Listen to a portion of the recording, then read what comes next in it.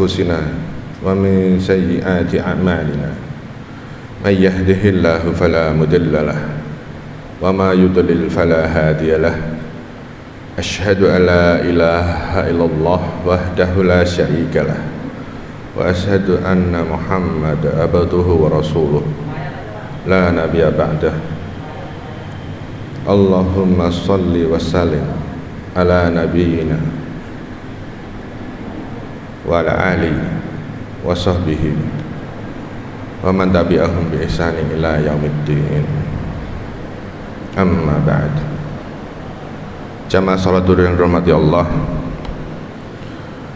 segala puji kehadirat Allah Ta'ala yang telah memberikan kemudahan bersihnya wadah hati untuk menerima hidayah dan ilmu agar kita bisa selamat di dunia dan di akhirat. Dan salawat serta salam bagi Nabi kita Muhammad sallallahu alaihi wasallam. Jamaah salat yang dirahmati Allah, sebelum kami masuk ke materi kali ini, kami memberikan satu koreksi atas apa yang kami sampaikan tempo hari di beberapa saat yang lalu, yaitu perkara pertanyaan seorang muridnya pada gurunya. Kami sampaikan waktu itu Fudail bin Iyad, yang betul Al-Hasan Al-Basri. Dan dari pertemuan kita yang terakhir kemarin, ada beberapa pertanyaan perkara kalau mau sholat itu niat tidak dilafalkan boleh, membaca usholi juga boleh. Lantas yang mau ditempuh yang mana? Jamaah salat yang dirahmati Allah, dalam mazhab Syafi'i hampir semuanya sepakat perkara keharusan membaca usholi waktu memulai. Apabila ingin diikuti dan merasa mantap dengan mazhab itu berpendapat sedemikian, maka diikuti boleh. Dan sebagian kaum muslimin yang lain meyakini bahwa Rasulullah SAW tidak pernah mengucapkan apapun sebelum beliau takbiratul ihram. Yang kami garis bawahi kemarin adalah tidak boleh menyesatkan atas jalan yang ditempuh sebagian kaum muslimin yang menyebabkan menjadi perpecahan. Dan juga perkara isbal, ada sebagian yang meyakini bahwa boleh kain di bawah mata kaki, walaupun ancamannya ada hadis sahih yang menyampaikan tentang kain di bawah mata kaki api neraka lebih berhak. Kalau kami pribadi ya nggak mau main-main. Artinya apa? Saat telah datang hadis yang sahih perkara kain di bawah mata kaki tempat api neraka, ya daripada nanti tiba-tiba saya pribadi sudah mati, ternyata Allah takdirkan surga, tapi mata kaki ke bawah itu dibakar api neraka. Karena telah datang hadis yang sahih dari Nabi sallallahu alaihi wasallam perkara itu, ya kami jauhi. Tapi perkara ada yang mentakwil asal tidak sombong, ya monggo. Yang tidak boleh itu menyesatkan orang yang mengambil jalan seperti itu dan jalan yang sebaliknya. Kecuali telah jelas kesesatan seseorang, misal sholat menghadap membelakangi kiblat, sholat sebelumnya wudhu posisi tidak bersuci, masih ada non sewu air kencing yang tidak dibasuh, langsung wudhu langsung sholat. Apakah orang seperti ini bisa dikatakan ada udzur? Ya tidak ada. Jamaah salat yang dirahmati Allah, kami kira cukup apa yang kami sampaikan kemarin untuk tambahannya hari ini. Dan hari ini kita ingin membahas perkara 7 amalan berpahala besar di pagi hari, yaitu sebelum adzan subuh dikumandangkan, seseorang hendaknya telah siap berwudu dan menyempurnakan wudunya, melangkahkan kakinya ke masjid di sekitar tempat yang ia tinggali, di mana Rasulullah SAW memberikan kabar tentang keutamaan seseorang yang berwudu dari rumahnya setelah menyempurnakan wudunya dan melangkahkan kaki ke masjid. Ada sebagian riwayat yang walaupun dhaif tapi dijadikan pegangan, intinya langkah kaki kita ke masjid setelah berwudu dari rumah sampai ke masjid kita tempat sholat berjamaah, itu langkah yang satu itu menurunkan rahmat, kasih sayang Allah. Langkah yang satunya Allah turunkan ampunan.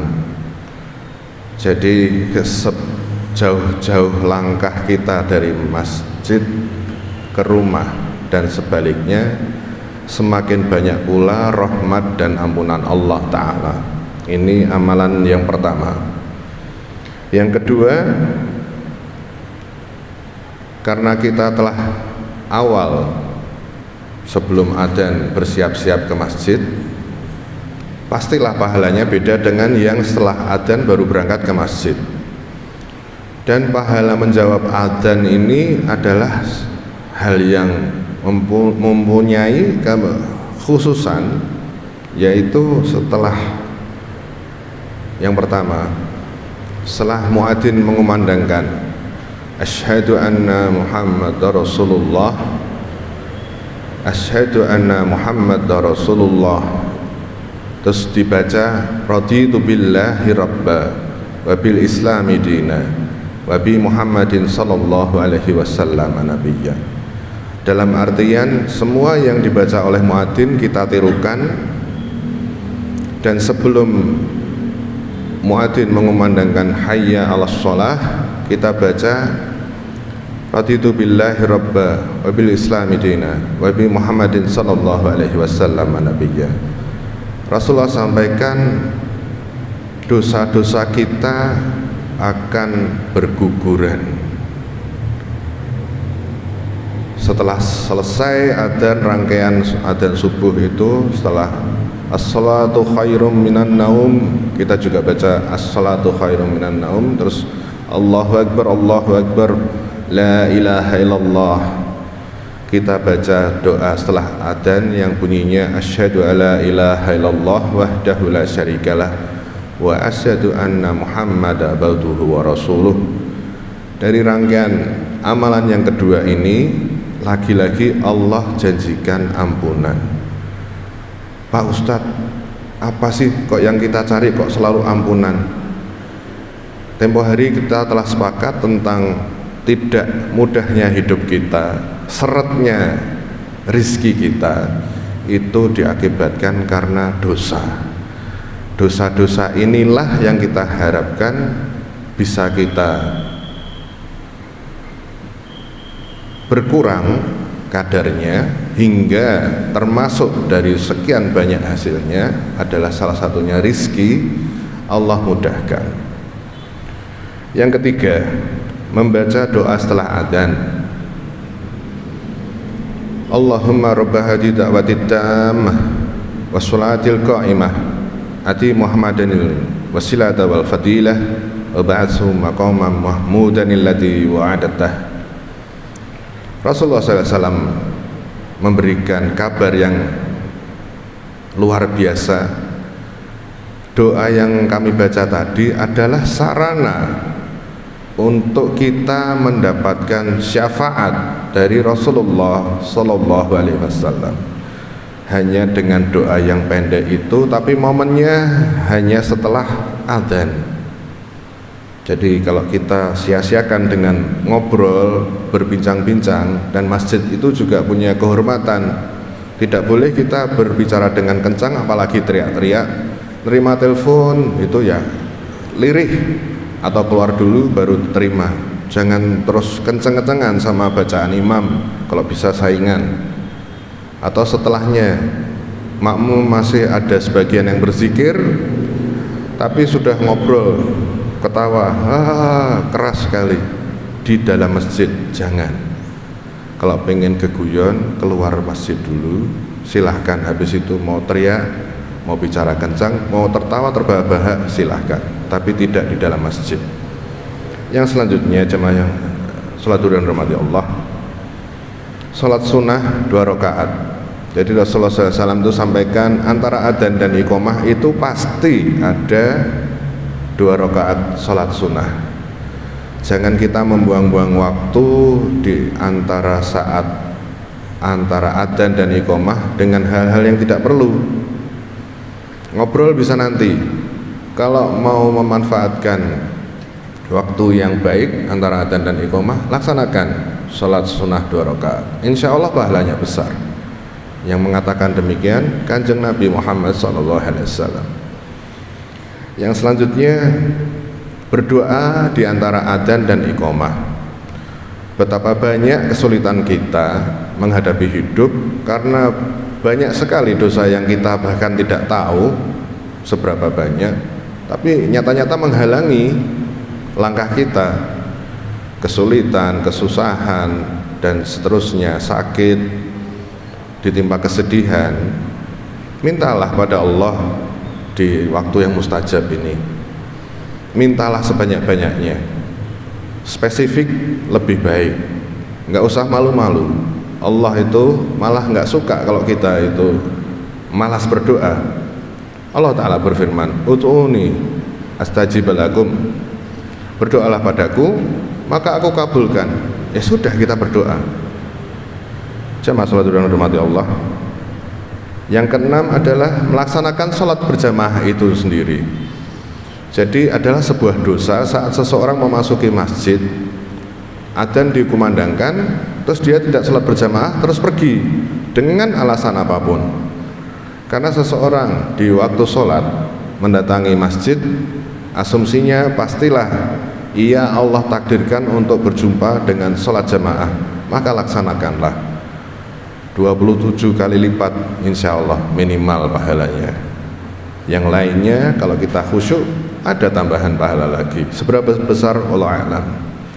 Yang terakhir, setelah selesai sholat berjamaah di waktu pagi subuh, melaksanakan yang namanya zikir pagi.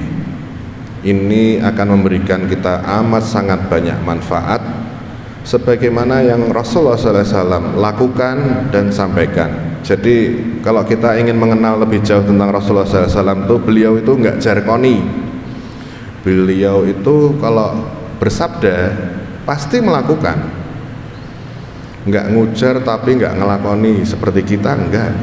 Beliau memberikan contoh, bersabda sesuatu, itulah yang beliau lakukan. Dan Aisyah berkata bahwa akhlak Rasulullah adalah Al-Quran. Jadi stop bagi kita untuk merasa lebih dari Nabi Muhammad SAW. Stop untuk kita merasa lebih tahu agama Islam daripada Nabi SAW. Stop untuk mengunderestimate Rasulullah SAW. Tidak lebih berharga dari seorang Churchill, seorang Trump, atau siapalah, Hitler, Napoleon, monggo, Julius Caesar.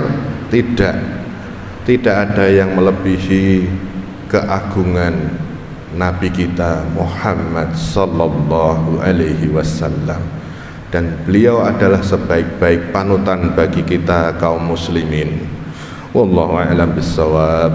Semoga bermanfaat, semoga Allah mudahkan langkah kita selanjutnya, dan kita menyongsong kematian kita yang pasti akan menghampiri dengan sebaik-baik kematian.